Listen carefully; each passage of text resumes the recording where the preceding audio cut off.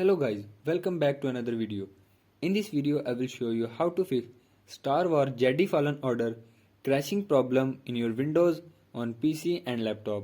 So to fix this issue, follow every step as I am showing in this video. And do not forget to subscribe this channel and also press the bell icon for the latest upcoming videos. Hope so this will fix your problem and help you a lot.